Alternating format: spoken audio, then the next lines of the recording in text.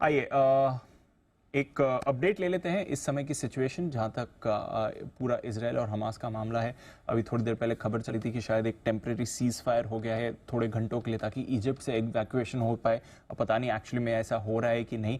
और भी काफ़ी सारे अपडेट्स आ रहे हैं थ्रू द डे। एक बार आशीष से पूरा अपडेट ले लेते हैं। आशीष बताइए क्या चल रहा है। दीपांशु, सबसे पहले सीज फायर पे बता देता हूँ कि ट्वीट करके जो है नेतन्याहू ने बता दिया कि सीज फायर बिल्कुल भी नहीं हुआ है, लेकिन ये बात सही है कि इजिप्ट की तरफ जो इंटरनेशनल लोग हैं वहाँ पर इसराइल में फिलहाल वो इजिप्ट की तरफ जा सकते हैं। राफा बॉर्डर की तरफ वो थोड़ी देर के लिए खुलेगा, इसकी जानकारी आधिकारिक के तौर पर आ चुकी है। लेकिन इसके अलावा अगर आप देखें तो टेंशन लगातार बनी रही है पूरे वीकेंड के दौरान। अगर आप देखें तो हमास की तरफ से, हिजबुल्लाह की तरफ से इसराइल के ऊपर रॉकेट्स फायर किए गए और जवाबी कार्रवाई अब ग्राउंड पर इसराइल भी पूरी तरीके से दे रहा है। तो दोनों के बीच में जो संघर्ष है, कॉन्फ्लिक्ट है, वो लगातार पूरे जोर पर चल रहा है। यहाँ पर बिल्कुल भी नरमी देखने को नहीं मिली। इनफैक्ट अगर आप देखें तो परसों रात को सीरिया के कुछ इंटरनेशनल एयरपोर्ट्स के आसपास भी जो है आईडीएफ की तरफ से रॉकेट्स फायर किए गए, तो इसका भी इम्पैक्ट है यहाँ पर। लेकिन अब तक जब से युद्ध शुरू हुआ है तब से 5 बार जो बाइडेन से बात कर चुके हैं इसराइल के जो प्राइम मिनिस्टर हैं, वो लगातार संपर्क में। लेकिन उनकी तरफ से भी आज एक स्टेटमेंट आया कि वो चाहते हैं कि हमास को आप खत्म कर दीजिए, लेकिन जो पैलेस्टीन की सोवरेनिटी है उसको बनाए रखना है। पैलेस्टीन को कब्जे में नहीं लेगा इसराइल, ये यहाँ पर ये साफ निकल कर आ गया। हालांकि कुछ मीडिया रिपोर्ट जो है ये भी बता रही कि हो सकता है कि जो बाइडेन है वो इसराइल का भी दौरा करें। अगर ये होता है तो काफी बड़ा इंपैक्ट है। लेकिन सबकी नजरें टिकी हुई है कि ईरान क्या डायरेक्ट तौर पर इस युद्ध में शामिल होगा कि नहीं होगा। लेकिन इसके ऊपर भी अगर आप देखें तो जो ईरान से कमेंट्स आ रहे हैं वो कहीं पे भी हालात ठीक हो रहे हैं ऐसा नहीं बता रहे, क्योंकि वो भी कह रहे हैं कि अगर गाजा में ग्राउंड ऑपरेशन चलते रहे, क्योंकि अभी भी अगर आप देखें तो 10 लाख लोगों को पलायन करने का था कि नॉर्थ से आप साउथ में जाएंगे, तो इन 10 लाख में से करीब करीब 6 लाख लोग तो ऑलरेडी पहुंच चुके हैं। कुछ जगहों पर इसराइल की तरफ से जो पानी रोका गया था वो भी दोबारा देने की शुरुआत कर दी गई है। लेकिन ईरान का जो रुख है अभी भी साफ है कि अगर आप ऐसे ही पैलेस्टाइन लोगों को परेशानी होती रही तो हो सकता है कि उससे सीधे तौर पर इंटरवेंशन करना पड़े। और अगर ऐसा होता है तो आपके पास फिर इसराइल में आईडीएफ पर जो हमला है वो हमास की तरफ से होगा, हिजबुल्लाह की तरफ से होगा, और एक और फ्रंट ईरान की तरफ से भी खुल जाएगा।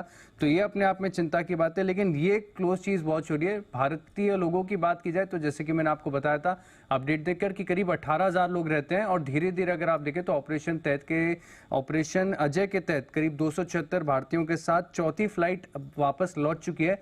तो ये हमारे लिए अच्छी खबर है। लेकिन अगर आप टेंशन की बात करें तो टेंशन बिल्कुल कम नहीं हुई है। बिल्कुल टेंशन बिल्कुल कम नहीं हुई है। अब तक ग्राउंड असॉल्ट तो नहीं हुआ है, बट अपडेट्स काफ़ी आ रहे हैं, पोस्चरिंग चल रही है, बाकी सभी देखिए। मतलब तनाव पूरा है लेकिन हो कुछ नहीं रहा। लेकिन ये और मार्केट का रिएक्शन भी नहीं के बराबर है। तो आशीष सर जरा एक बार ये देखें कि जिस तरह की बयानबाजी हो रही है, एक दूसरे पे हमला बढ़ाने की बातें हो रही है, एक दूसरे के पीछे पीछे नए नए देश भी आ रहे हैं, सब हो रहा है, लेकिन फिर भी मार्केट का रिएक्शन नहीं के बराबर है। क्यों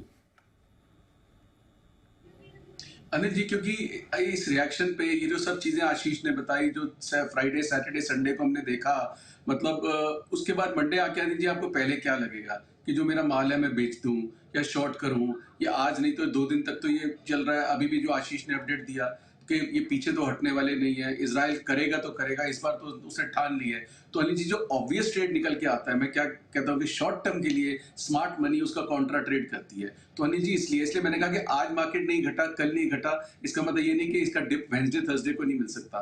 that is why I am sharing away from कि ऑप्शन का प्रीमियम अनिल जी बहुत जल्दी टूट जाएगा। लेकिन जो स्टॉक्स हैं जो हमने आइडेंटिफाई किए हुए हैं 7-8 जो बाकी भी दे रहे हैं, फर्टिलाइजर थीम है अनिल जी, ऊपर जाके अगर नीचे आ जाएंगे फिर भी ऊपर चले जाएंगे। ये मतलब ये 15 दिन बाद या 25 दिन बाद भी, तो अच्छे स्टॉक्स में अगर ये वॉर बढ़ती है तो बहुत अच्छा मौका है। सिर्फ ऑप्शन ट्रेड में नहीं, ट्रेडिंग में पैसे लगने के ना चांसेस ज्यादा है, क्योंकि आप रिएक्ट करेंगे। और जो मार्केट के जाने का ना जाने का, मैंने कहा ऑब्वियस ट्रेड क्या निकल के आएगा? अगर खराब लग रहा है ऑब्वियस ट्रेड सेल का है, तो सेल में नीचे नहीं आया, नीचे खुल के वापस मार्केट ऊपर आ गया। मुझे तो लग रहा था अगर फ्राइडे सैटरडे में कुछ ज्यादा नहीं होता तो गैप अप भी खुल सकता था, जिसके लिए हमने 1:1 स्प्रेड दिया, बट वो नहीं हुआ क्योंकि फ्राइडे सैटरडे संडे में काफी चीजें खराब हुई है। बट अनिल जी एक एक्शन तो होगा, ये मतलब ये एक एक्शन होगा, डिप मिलेगा जरूर। और अगर किसी को करना है कि साथ में स्टॉक्स लेके एक प्रोटेक्टिव पुट भी ले ले, और वो पुट मंथ एंड की होनी चाहिए, वीकली नहीं होनी चाहिए, कि वो दिन कोई भी नहीं पता कि कौन सा दिन होगा जब एक एक्शन होगा और एक रिएक्शन हमारे को मिल जाए। हम ये नहीं कह रहे कि मार्केट बहुत खराब हो जाएगा, एक रिएक्शन मिल जाए तो आपकी 40 रुपए वाली पुट 250 रुपए भी हो सकती है।